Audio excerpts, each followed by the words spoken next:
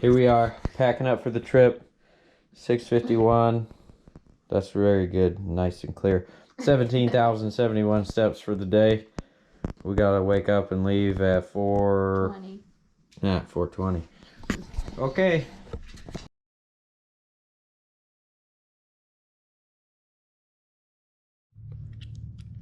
Okay. It's December 13th, and a lot has changed. Well, I don't know, changed, but a lot has happened. I made it through 9 trails.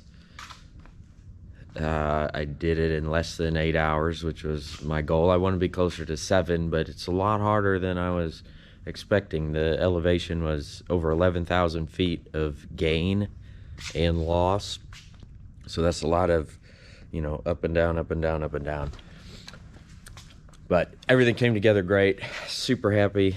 My friends and family, everybody who helped me achieve that goal, just very, very grateful.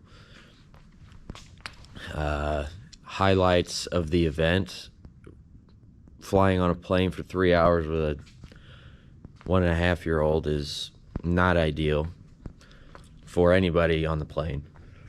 But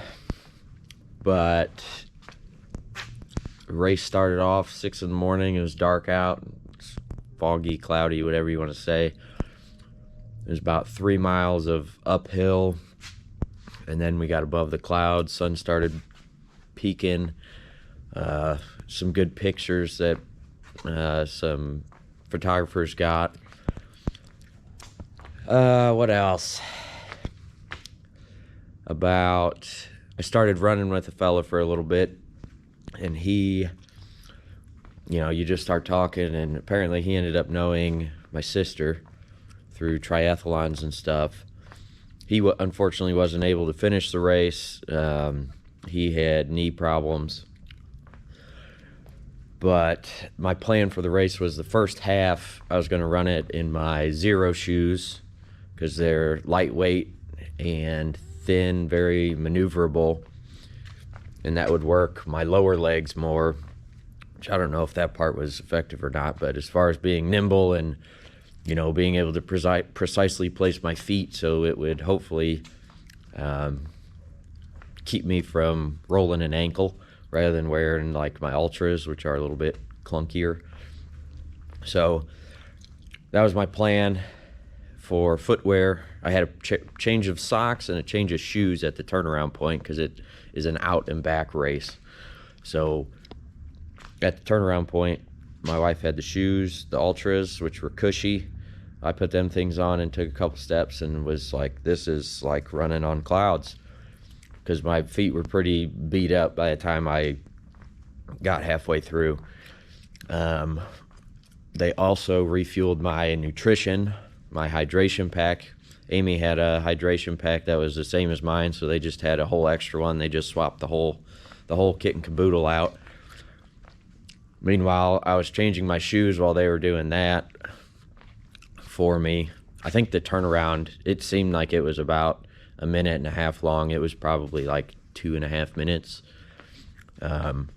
But they also got me the nutrition that I needed, which was carbohydrates at that point, because the first half of the race I had pistachios in one bag, and then I had pecans, walnuts, and what else did I have? Pecans, walnuts. Oh, the pecans and walnuts had olive oil and sea salt and table salt on them.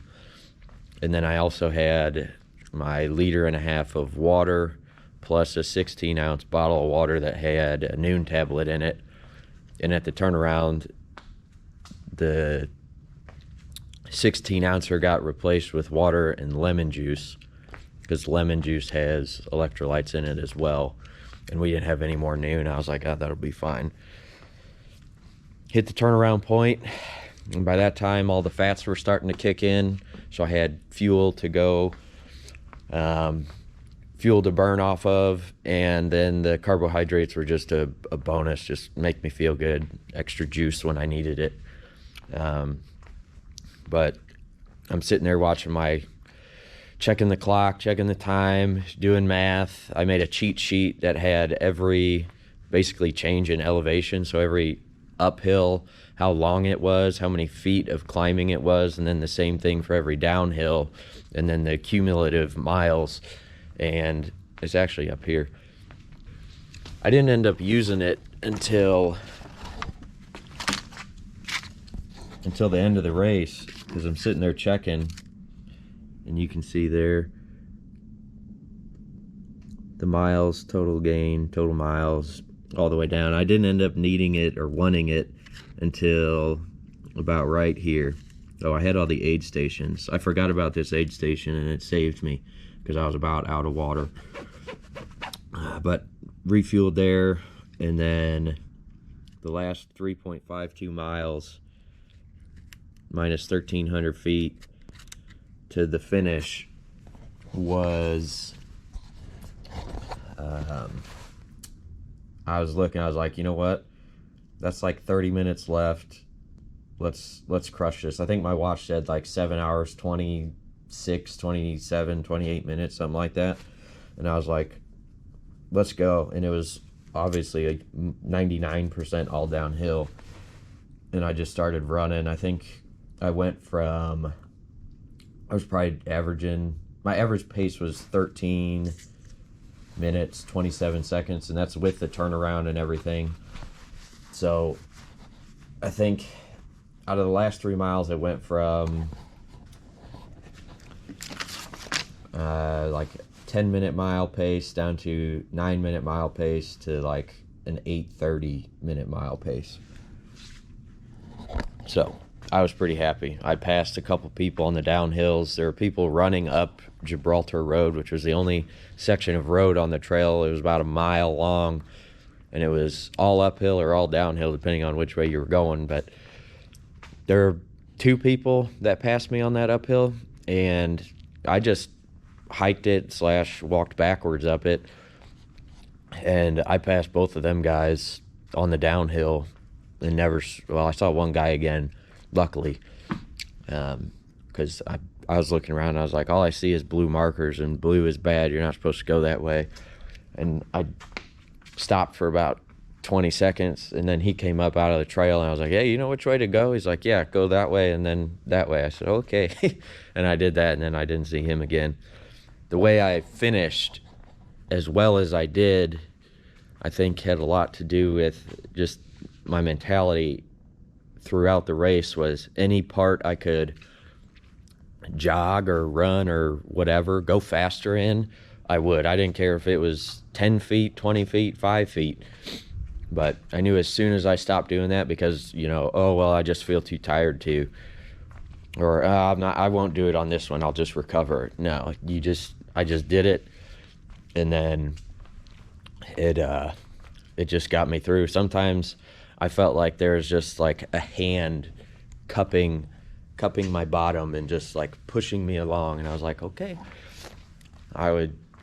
You just start doing weird stuff when you put yourself through hard things. But I was like, Caleb, take my legs and just run. We'll run for this one. Caleb's one of my running friend, well, I guess my only running friend. And yeah, it was an event, to say the least. And then got back to my sister's house, got in the hot tub, ate an entire pizza, a bunch of Oreos, some ice cream, and I think my diet's just now starting to level back out. And like I want to run now, which is good. It's been 3 weeks since the run, a little over 3 weeks. So finally ready to start getting back into training. And now that it's cold here, but now we can catch up with all the other things.